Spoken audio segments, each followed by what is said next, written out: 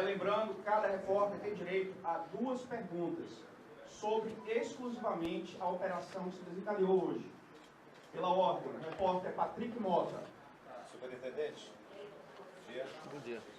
Site Amazonas Atual, a pergunta primeira é em relação à prisão do empresário Murad na residência dele. Antes de responder, primeiramente, boa tarde a todos. Muito obrigado pela presença de vocês aqui. O trabalho de vocês complementa o nosso, então é sempre um prazer tê-los aqui quando deflagramos nossas operações. A operação que deflagramos hoje é uma consequência da operação Maus Caminhos e ela investiga os desvios de recursos públicos do sistema de saúde no estado do Amazonas.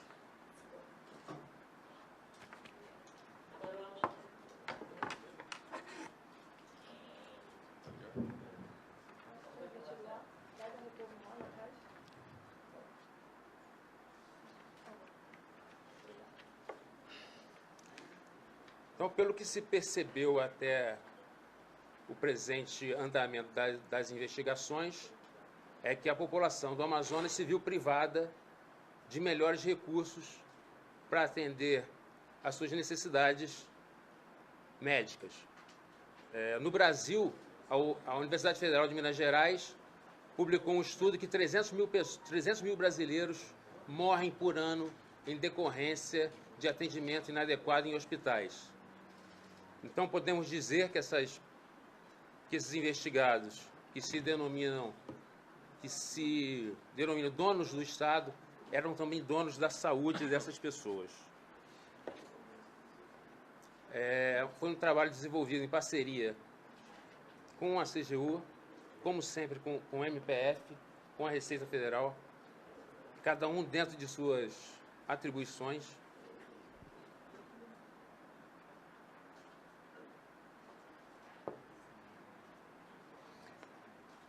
Outras fases talvez venham a acontecer, a depender do que será encontrado e analisado no material que hoje foi arrecadado no decorrer das buscas.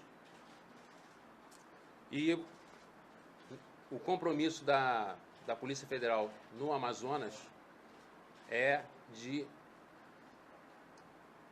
utilizar todos os recursos disponíveis para que todos os responsáveis pelos desvios de recursos públicos da saúde do estado do Amazonas sejam identificados. Isso será feito dentro dos prazos processuais, dentro das normas legais cabíveis, porque a justiça tem o seu tempo e a polícia tem o seu tempo. É uma investigação e nada deve ser apurado de forma apressada. Agora eu vou passar a palavra para o doutor Teixeira, que foi o delegado responsável pela operação, pela condução dos trabalhos, mas antes apenas gostaria de agradecer, prestar minha homenagem aqui à equipe policial que trabalhou nessa operação. São verdadeiros heróis anônimos, que trabalharam dia e noite, abrindo mão do convívio familiar. É um trabalho muito difícil, muito duro, e que hoje foi coroado com a deflagração da operação. Boa tarde, senhores. Vou tratar aqui, rapidamente, do teor da investigação, esclarecendo inicialmente que essa operação, denominada Operação Cashback, isso aí é uma alusão a um modelo de compras aí em que o consumidor recebe parte do dinheiro de volta. Isso aí o nome dado, essa operação é um desdobramento da Operação Maus Caminhos, e esse nome foi dado justamente porque esse era o principal artifício utilizado pelos empresários e também pela organização criminosa para obter o proveito criminoso. Através de licitações fraudadas e de pagamentos com superfaturamento, seja por preço ou por quantidade, se gerava um excesso aí para o empresário, que devolvia esse dinheiro. Em alguns casos nenhum serviço era prestado, em outros parcialmente era prestado. Então, por isso, essa alusão aí ao cashback, né? A operação cashback, ela é como se fosse uma divisão da operação Maus Caminhos.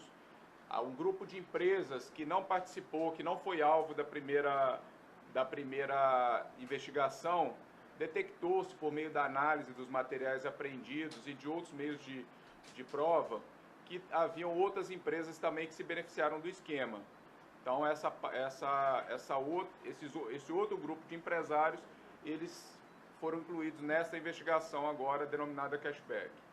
Então, basicamente, essa nova fase, ela trata desses outros empresários, mas além dos empresários e do crime de peculato, que é o crime de desvio, apropriação do recurso público, identificou-se outros crimes também, como o tráfico de influência. Pessoas que detêm influência política no Estado, que utilizavam, vendiam essa influência em troca de vantagens ilícitas aí desses empresários que desviavam dinheiro e dessa organização criminosa também que mantinha o esquema e que criou o esquema de desvio de recursos públicos da saúde.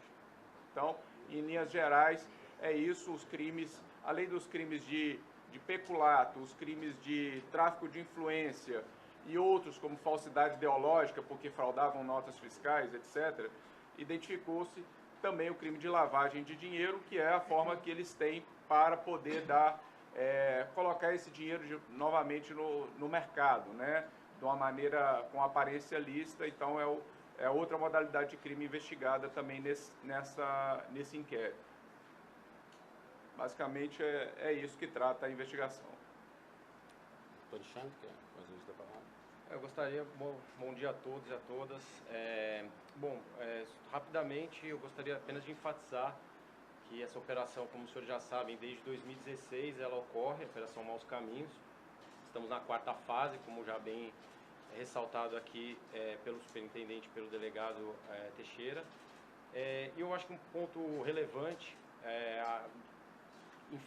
que é enfatizado em todas as fases da Operação Maus Caminhos e nessa ainda mais, é a cooperação entre os órgãos públicos de controle, né? Então, a Polícia Federal, o Ministério Público, a CGU e a Receita Federal. Né? Esse trabalho ele vem sendo desenvolvido desde a primeira fase, vem perpassando pelas demais fases em maior ou menor grau. E a tônica sempre é essa, no sentido de combater a corrupção de uma forma muito eficaz, da forma mais contundente possível, obviamente respeitando o direito dos investigados, que vem previsto em lei. Então, portanto, hoje, mais uma vez, vem ocorrendo dessa forma. A operação de hoje, pelo que eu tenho acompanhado, de fato, vem ocorrendo dentro dessa tônica. E esperamos que o trabalho desenvolvido e a ser desenvolvido posteriormente mantenha esse ritmo. Só isso. Doutor Ulisses? Bem, boa tarde a todos. Como bem disse o doutor Alexandre Teixeira, essa é a 2ª fase e a CGU analisou processos de pagamentos referentes a um 2º grupo de fornecedores do Instituto Novos Caminhos. A partir da deflagração de hoje, nós partiremos para a análise do material apreendido com o intuito de aprofundar as investigações. Gostaria de aqui também agradecer a cooperação técnica que existe entre os órgãos aqui presentes, Polícia Federal, CGU, Receita e Ministério Público Federal.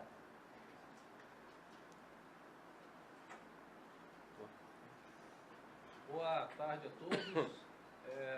Também agradeço a presença da imprensa aqui na coletiva. Né? O superintendente Saraiva observou bem, né, que vocês complementam o trabalho dos órgãos de controle, levando informação de qualidade. Agradecer ao Ministério Público, à Polícia, à Controladoria Geral, por essa abertura ao trabalho conjunto no combate à corrupção. Esse tipo de comportamento ele já não é mais tolerado na nossa sociedade. Né? Nós temos tido um levante da população nesse sentido. E felizmente os órgãos se aproximando e trocando informações e especialmente com a capacidade de analisar os dados que estão nos nossos bancos hoje, eles permitem que haja um combate mais efetivo. Essa operação eu destacaria, né, a oitiva de um contador, né, a prisão, né, de um contador que auxilia o operacional digamos assim, do esquema que essas empresas utilizam para operacionalizar o retorno do pagamento no formato de propina. Então esse é um avanço e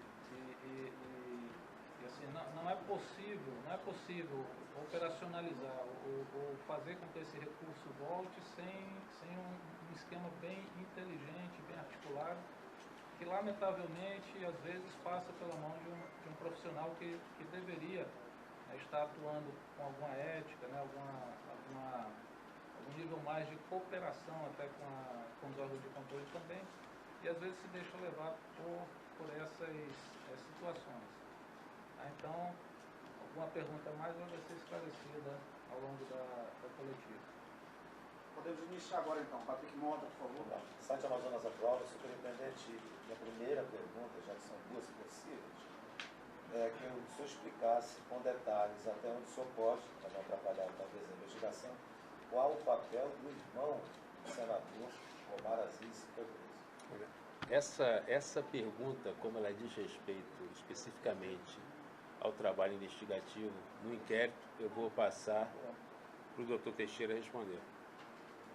Como eu havia dito, né, o principal crime investigado dentro desta nova fase da Operação Maus Caminhos, ele é o crime de peculato, ou seja, a apropriação de dinheiro público. No entanto, existem pessoas que elas fazem o trâmite, elas buscam facilidades dentro do Estado, utilizando o poder político e a influência política que detém. Então, alguns dos investigados, eles vendiam essa influência e, com isso, auferiam lucro que era retirado dessa atividade ilícita. Então, eles operavam de forma a que o esquema pudesse se manter, existir e se manter. Então, a respeito desse investigado, nós estamos em investigação ainda, então a gente trata isso de uma maneira preliminar. Nós encontramos indícios de que ele operava nesse sentido. E aí caracteriza-se inicialmente a prática do crime de tráfico de influência e também o crime de lavagem de dinheiro.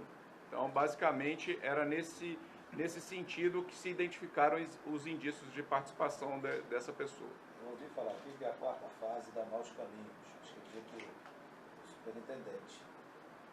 E ela também teria sido motivada, superintendente, pela delação de alguns dos já presos, ou não?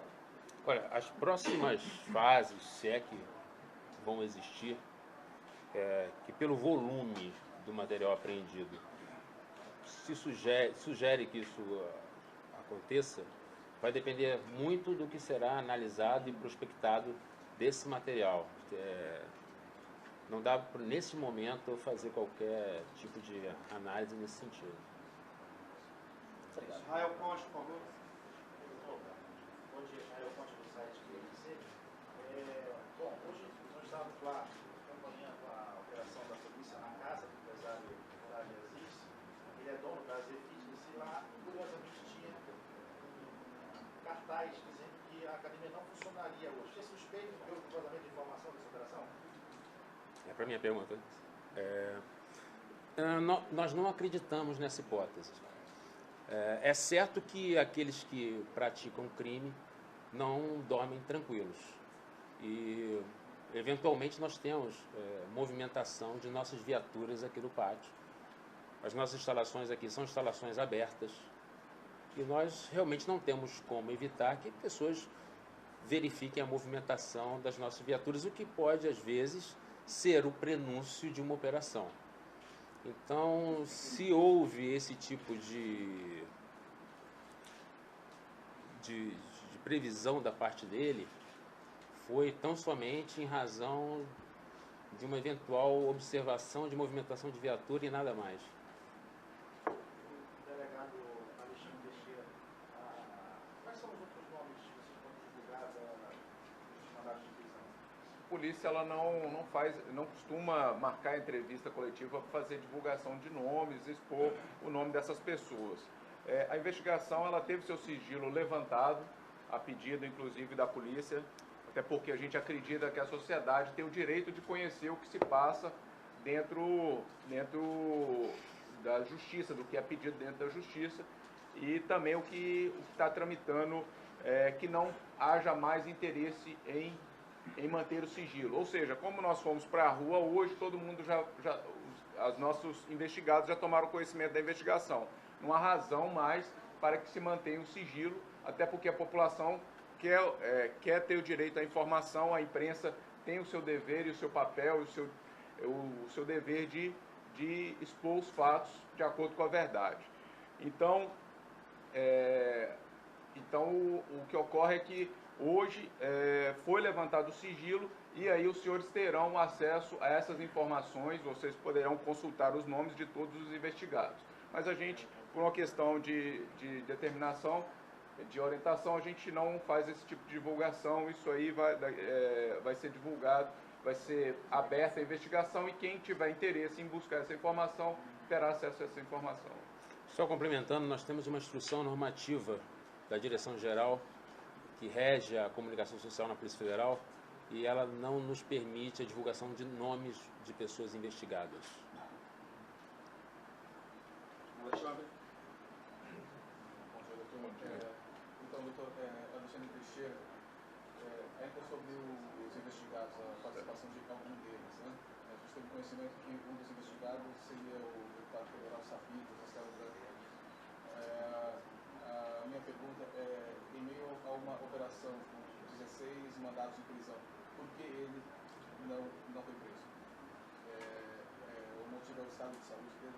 Sim, todas as prisões ela têm seus fundamentos, isso tudo é colocado sob o crivo da Justiça, o Ministério Público se manifesta a existência desses fundamentos, dessas razões que justifiquem essa medida cautelar, que é uma medida cautelar mais rígida, mais agressiva. Então, tudo isso, existe uma necessidade de fundamentação justificativa. No caso no caso citado, do deputado citado, eu acredito que seja de conhecimento público, conhecimento notório, a situação de saúde desse investigado. E nessa situação, ele não poderia interferir no desenvolvimento das investigações. Eu não vou aqui entrar no aspecto técnico, no aspecto jurídico, qual a justificativa para prisões, para determinadas prisões. Mas neste caso aí fica bem evidente de que não haveria necessidade, não teria por que a gente discutir a prisão de uma pessoa nessas condições. E a segunda pergunta seria em relação a um outro investigado, o advogado Vini Xixi, né? Correto.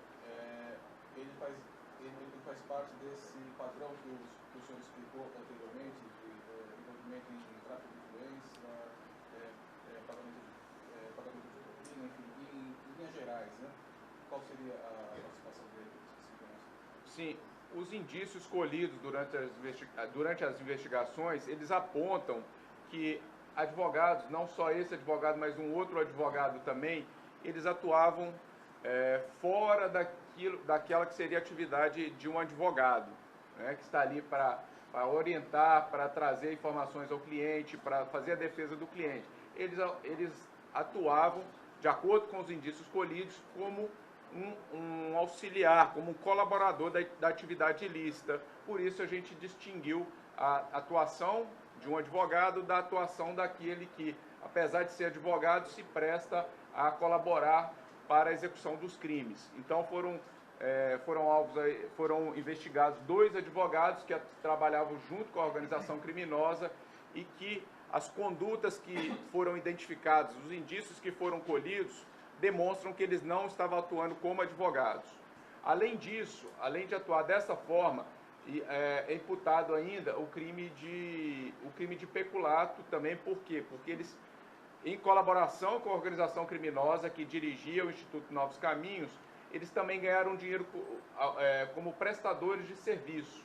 Ou seja, existia um superfaturamento, um pagamento em excesso que também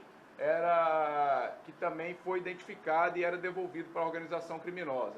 Então, além de vender essa influência, de colaborar, foi identificada também essa influência política desse advogado, e além de colaborar para o plano criminoso, havia também, o escritório, como outra sociedade, recebia dinheiro vindo do Instituto Novos Caminhos pela prestação de serviço, que também foi identificados indícios aí de superfaturamento em relação a essa atividade lícita e também alheia à atividade ilícita que a gente identificou. Alan Lima. Eu gostaria de fazer uma pergunta do doutor Alexandre Teixeira. Sempre informações chegaram ao nosso portal sobre valores dos contratos da empresa Brigel com o Estado. Se eles são um montante maior do que aqueles que tinham o método borrando. Vocês poderiam falar? Durante a investigação, analisando todos a conduta dos investigados, nós conseguimos perceber que, além de alguns contratos, por exemplo, esse grupo que você citou, além do contrato que ele tinha com o INC através de uma das suas empresas, ele era contratado pelo Instituto Novos Caminhos, ele também possuía outros contratos com o Estado. Essas informações, elas entram para a investigação simplesmente para o efeito de demonstrar a atuação de uma forma geral de determinadas pessoas. E ali, além daquele contrato do Instituto Novos Caminhos, com a Controladoria Geral da União realizando um trabalho especificamente analisando um contrato de esterilização que é prestado ao Estado por uma das empresas desse grupo, a CGU identificou inúmeros indícios de irregularidades, e essas irregularidades analisadas no conjunto da nossa investigação, elas apontam também a indícios de prática de crime nesses outros contratos também, ainda que esse contrato não seja objeto da investigação. A investigação iniciou com o contrato firmado entre uma das empresas do grupo e o Instituto Novos Caminhos. No entanto, outros contratos, e especificamente esse contrato que você deve estar falando aí, era um contrato de um valor muito alto. O contrato de esterilização, identificado pela CGU aí, um serviço que seria prestado em 12 anos, ele alcançava, me parece, uma cifra bastante importante, que eu não tenho o dado aqui exatamente agora, mas parece que era acima de 550 milhões para o período de 12 anos. Tá? Estamos tratando aqui, eu trago novamente essa informação de que a investigação está em andamento. Hoje, na data de hoje, nós realizamos mais atos de investigação. Ainda só estamos colhendo... Esse é o valor do contrato, tá? O valor do contrato, fique claro, um contrato de 552 milhões, me parece, talvez a CGU possa até falar com mais precisão, em que foram identificados indícios, irregularidades ali.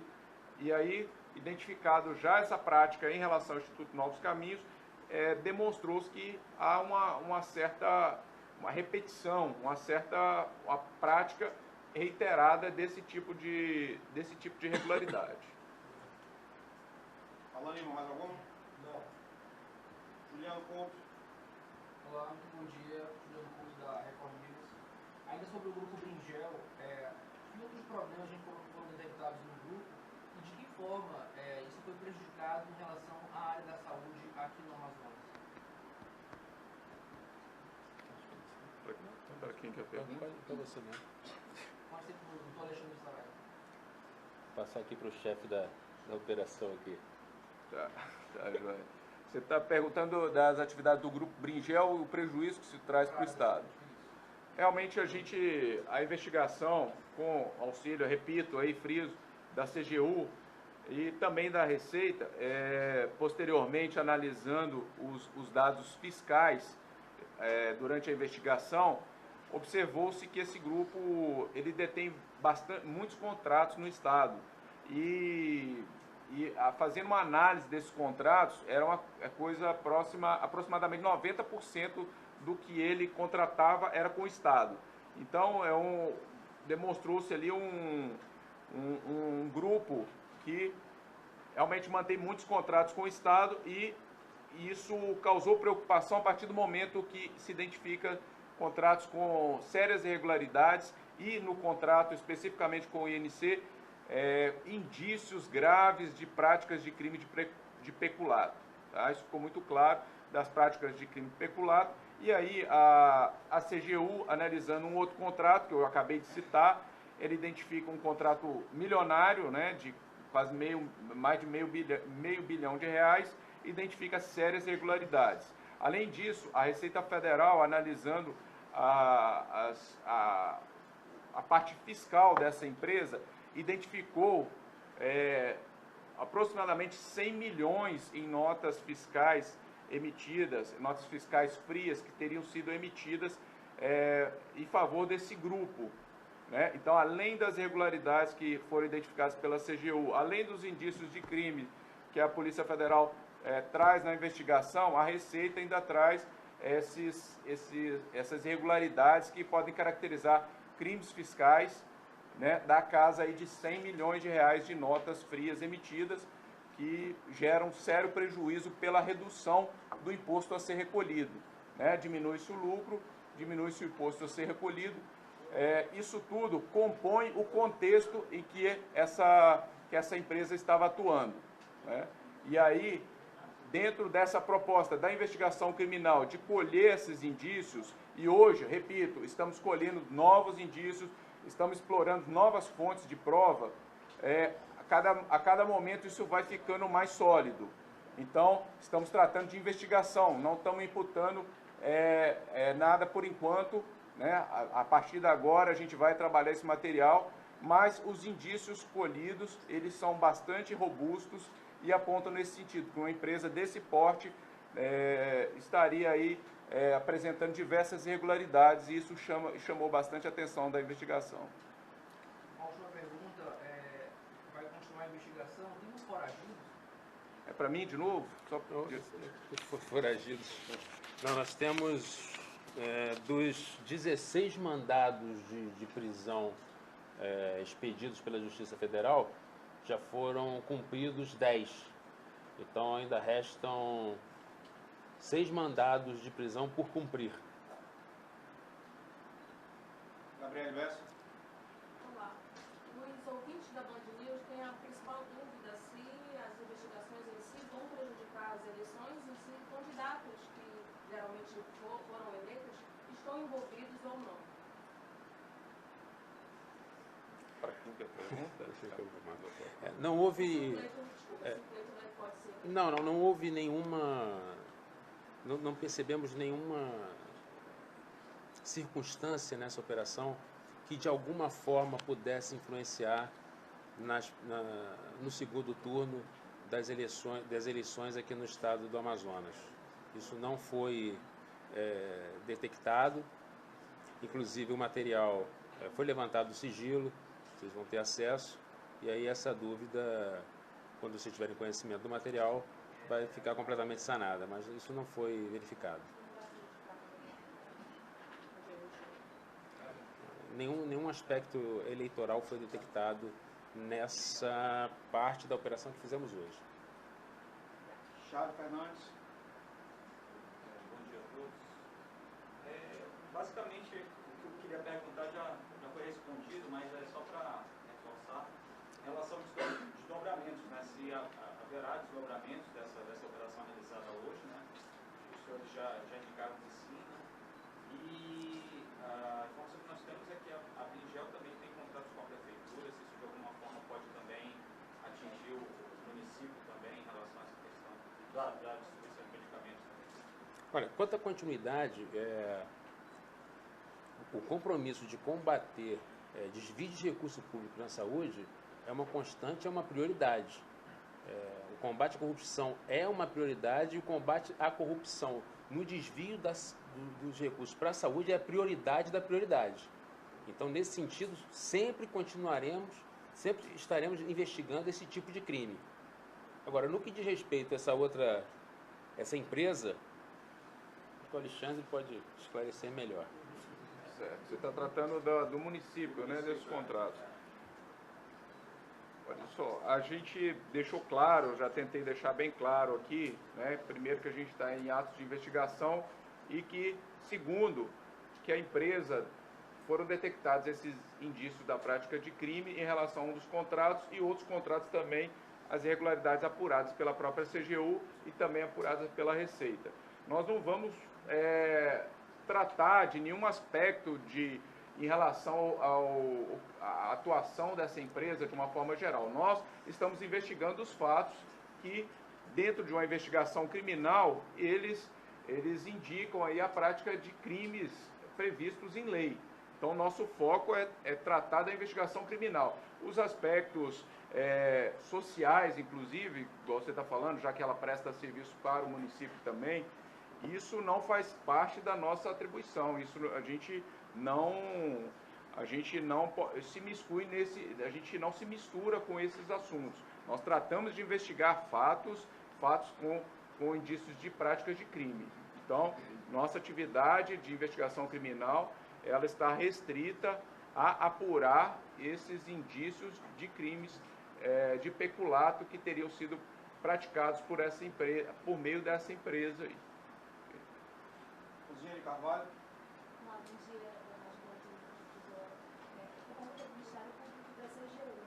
Que recursos federais estão nessa fase da operação que justificam a atuação de órgãos de controle federal diante aí do questionamento anterior do Tribunal de Contas do Estado de que os órgãos, de que os recursos inicialmente não eram federais ou estaduais? Bom, são os mesmos recursos federais que nós vínhamos falando desde o início. Eu acho que é importante nessa oportunidade aproveitar e dizer que houve uma confusão muito grande depois do anúncio da decisão do Tribunal de Contas do Estado a respeito da competência, se a Operação Maus Caminhos teria sido anulada. Eu cheguei até a ler isso, que a Operação Maus Caminhos teria sido anulada. E acho que foi importante no mesmo dia o conselheiro do Tribunal de Contas, responsável pelo caso, relator no caso, foi à TV e disse bem claramente que o Tribunal de Contas não tinha se imiscuído a esse ponto de dizer se a Operação Maus Caminhos ia continuar. Então, ou seja, são esferas diferentes, é bom pontuar isso. O Tribunal de Contas tem a sua autonomia para analisar o caso, assim como a Justiça Federal tem, assim como a CGU tem. E o que nós podemos destacar nesse momento, sem entrar em muitos detalhes, porque eventualmente até isso vai ser possivelmente debatido no processo, é que tanto a CGU, de uma forma muito contundente, como o TCE, também de uma forma muito contundente, no seu relatório, que foi mantido na íntegra pelos conselheiros, constatou uma confusão de verbas federais e estaduais no caso, certo? E pela jurisprudência do Supremo Tribunal Federal, numa situação como essa, a competência é federal. Possivelmente os advogados venham advogar uma outra tese, é legítimo, é uma discussão que a gente vai ter normalmente, isso não tá descartado. Mas nós estamos muito convictos no trabalho correto da CGU, que, no nosso ponto de vista, foi corroborado pelo TCE nesse ponto, né, de que houve confusão de verbas, ou seja, o sistema do Estado, ele confundia verbas de origem federal e estadual e pagava aos seus fornecedores sem distinguir corretamente o que existia, o que era e o que não era. Para nós, esse ponto é mais do que suficiente para resguardar a competência federal, e nós estamos baseados, né, não porque o Ministério Público entende isso, mas porque é a jurisprudência do Supremo Tribunal Federal. Então, o trabalho de hoje, como das outras fases, nós entendemos que, sim, permanece na competência da Justiça Federal. Nós já tivemos decisões confirmando essa tese nossa, mais de uma oportunidade pela juíza competente. E, nós, de fato, resumindo a história, nós não vemos mudança significativa com base na decisão do TCE.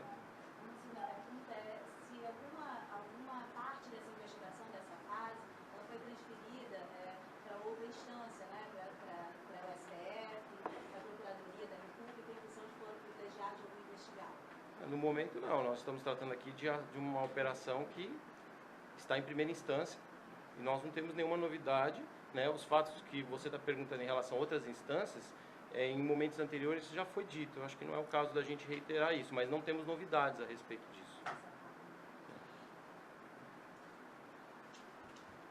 Vamos Manuel Cardoso. Bom dia, senhores. Teve a crítica. O senhor falou que é o segundo grupo de fornecedores. Por que eles não apareceram antes ou como foi que vocês chegaram a esses grupos? Como os senhores já disseram que não faz parte do procedimento levantar os nomes das empresas, mas poderia pelo menos dizer quantas empresas estão sendo investigadas agora, neste momento? Olha, no primeiro momento nós procuramos focar, nos ater mais às empresas mais próximas do líder da organização criminosa. Nesta fase nós estamos pegando o restante das empresas. E aí, desse prejuízo que foi levantado, eu acredito que, salvo o melhor juízo, devam ter aproximadamente entre 20 e 30 empresas envolvidas. 20 ou 30? Entre 20 e 30 empresas. A última pergunta é em relação, eu sei que é difícil agora precisar valores, mas no que há levantado até aqui, quanto os senhores acham que seja possível ser ressarcido ou ser recuperado por meio dos bens que serão bloqueados e das ações que já estão anunciadas, nesse momento agora? Recuperação já... Olha, na verdade, tanto a polícia quanto o Ministério Público, nós trabalhamos por ressarcimento integral do dano. Né? Tanto que uma das medidas cumpridas hoje é a de sequestro de bens, né? De busca e apreensão de bens de alto valor. Para quê? Para que justamente o prejuízo que foi apurado pela CGU, pelo trabalho da Polícia Federal, no futuro esse prejuízo seja ressarcido. Né? Então, é difícil nós dizermos exatamente quanto que nós almejamos a totalidade. Né, por todas as formas, seja por meio de alienação dos bens, seja fazendo acordos com eventuais colaboradores, por todos os meios possíveis, já que esse dinheiro é destinado à saúde e foi indevidamente desviado. Né, e quem sofre é a população, que vai ficar sem um atendimento. Então esse dinheiro é essencial e nós vamos buscar de todas as formas possíveis dentro da legalidade. Anderson Martins. Amazonas atual. O que acontece com os presos que estão aqui na questão da Polícia Federal? Eles permanecem, eles pagam fiança, são liberados? Qual é o procedimento? Eles serão encaminhados para o sistema prisional do Estado. E não há, nesse caso, como é uma prisão temporária, previsão para o pagamento de fiança. E a questão falando em contratos, não pode mencionar, mas a questão dos contratos, tem um período de tempo que vocês trabalharam, vocês foram de 2016 até agora, e se essas empresas que foram investigadas ainda permanecem, tem contrato com o governo do Estado realmente? Olha, a Salvare, pelo que eu vejo, ela ainda tem pequenos contratos com o governo do estado do Amazonas. Né? Agora, a CGU não está monitorando de forma alguma se as empresas estão continuando a contratar com o governo do estado. As empresas de hoje, São duas perguntas só. Bruno Elander. Boa tarde, né? A gente tem como mensurar qual era o privilégio que cada um desses acusados recebiam em valores, em bens, o que eles recebiam em troca dessa situação de troca de propina, né, de favores? Durante a investigação, a gente tentou reunir todas essas informações a respeito de qual o prejuízo, qual o proveito que cada um desses investigados tiveram. Agora, no final, a gente buscando esse ressarcimento, buscando recuperar esses bens que foram retirados do Estado, que foram retirados da saúde do Estado do Amazonas, através da análise de todo desse material colhido, nós buscamos ali os valores, somamos tudo e estimamos os valores que cada um seria responsabilizado por cada valor referente àquelas condutas que ele praticou ou que colaborou. Dessa forma, chegamos ali somando todos os investigados, a gente atingiu a estimativa de quase 40 milhões, 39 milhões e meio aproximadamente daquilo que a polícia imputou a esse grupo que foi investigado dentro da Operação Cashback. e foi pedido o sequestro desses aproximadamente 40 milhões que de acordo com a participação de cada um. Eu não consigo agora distinguir qual investigado, quantos milhões foi para cada investigado. Mas no total foi pedido o sequestro, e a Justiça deferiu, de aproximadamente 40 milhões de reais. E agora a gente vai tentar buscar esses bens aí, esses 40 milhões, através das medidas que foram cumpridas hoje, de sequestro, bloqueio de bens e a apreensão de bens de alto valor na residência dessas pessoas. E até sobre isso, a próxima pergunta, né? O que vocês já conseguiram reaver? Por exemplo, na última operação, teve dinheiro na casa de acusado, que vocês conseguiram recuperar, carros também foram trazidos e o dinheiro parcial? Não, a gente ainda não conseguiu fazer esse levantamento daquilo que foi alcançado. Inclusive os bloqueios bancários, a gente aguarda ainda que os bancos comuniquem o que foi bloqueado de cada um e que a Justiça também nos comunique para a gente ter essas informações reunidas. Alguns veículos de alto valor aí foram apreendidos e a destinação que é dada aí é a alienação. Pede-se a alienação desses veículos visando o ressarcimento do dano causado ao erário. Adnelson Severiano. Boa tarde.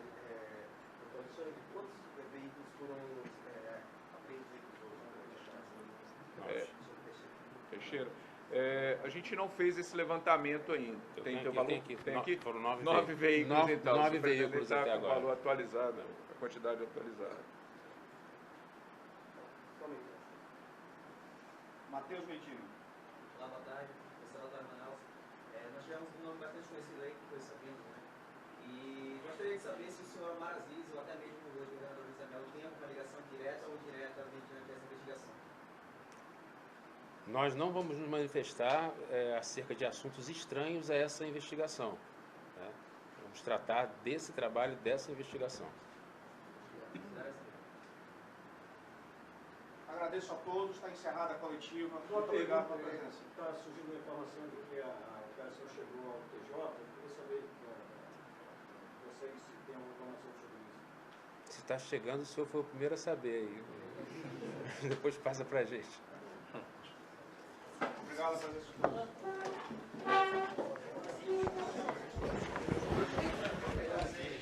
Pois bem, então acompanhamos aí toda